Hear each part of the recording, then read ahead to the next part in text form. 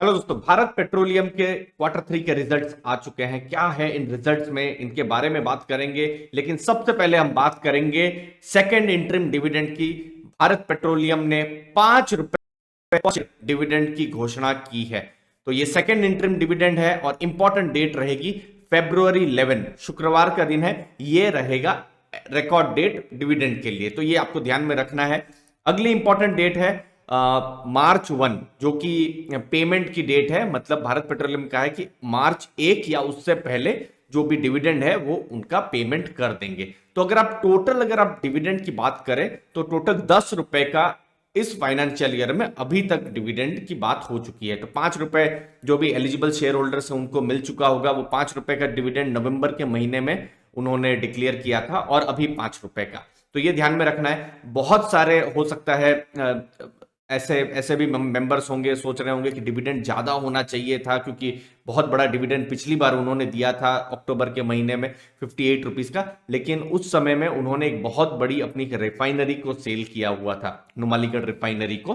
तो उन्होंने एक स्पेशल डिविडेंड एक बहुत बड़ा पिछली बार दिया था। तो इस बार वैसा नहीं है। इस बार जिस हिसाब से बिजनेस हो रहा है उस हिसाब से उन्होंने डिविडेंड दिया है। मुझे उम्मीद है आपको वैल्यू मिल रही होगी। चैनल को दोस्तों जरूर सब्सक्राइब करके रखिएगा। अब क्वार्टर थ्री के रिजल्ट्स के बारे में बात करते हैं। तो देखिए, रेवेन्यू की अगर हम बात करें तो जुलाई से सितंबर 2022 मतलब क्वार्टर टू में अगर आप देखें तो 1.02 लाख करोड़ का रेवेन्यू था। और वही रेवेन्यू इस बार अगर आप देखेंगे 1.18 लाख करोड़ का हो गया है। तो रेवेन्यू इंक्रीज हुआ है। अगली चीज, अगर आप पिछले जो क्वार्टर थ्री के जो FY21 के साथ कंपेयर करें, मतलब अक्टूबर से दिसंबर 2020 को 2021 के साथ कंपेयर करें, तो देखिए तो 88,000 करोड़ का लगभग रेवेन्यू था। तो वो भी अभी इंक्रीज हुआ है और 1.18 लाख करोड़ का रेवेन्यू यहां पर बना है। अगली चीज, प्रॉफिट्स। प्रॉफिट्स की अगर आप बात करें तो 3,200 करोड़ का प्रॉफिट था जुलाई से सितंबर क्वार्टर टू में 2021 में। जो प्रॉफिट इस बार कम हुआ है और वो हो गया है 2,805 करोड़ का। तो प्रॉफिट में एक डिप बिल्कुल दिख रहा है।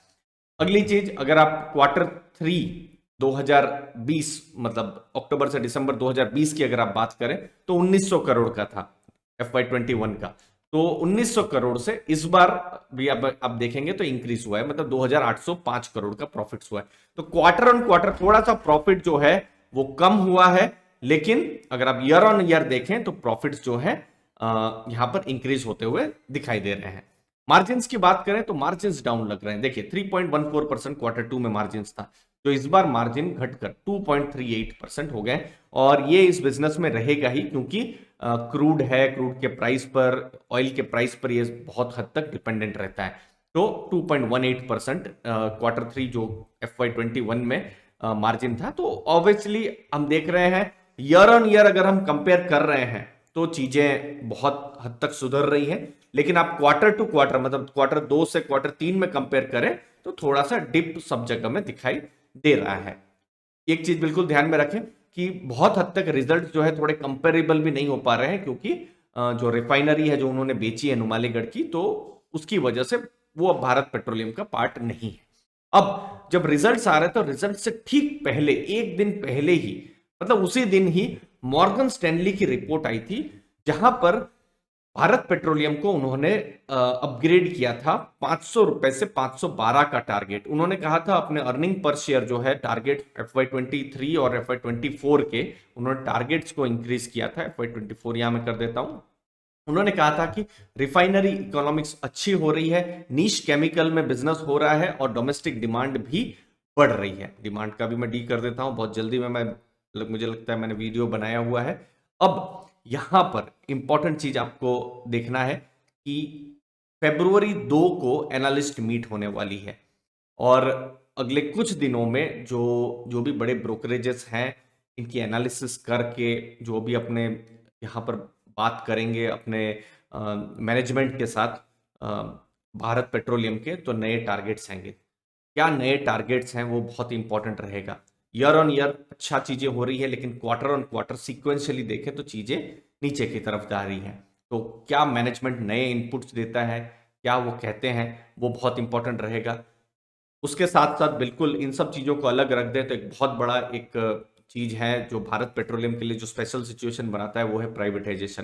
प्राइवेटाइजेशन पर कुछ हमने देखा, नीलांचल इस्पात का देखा है।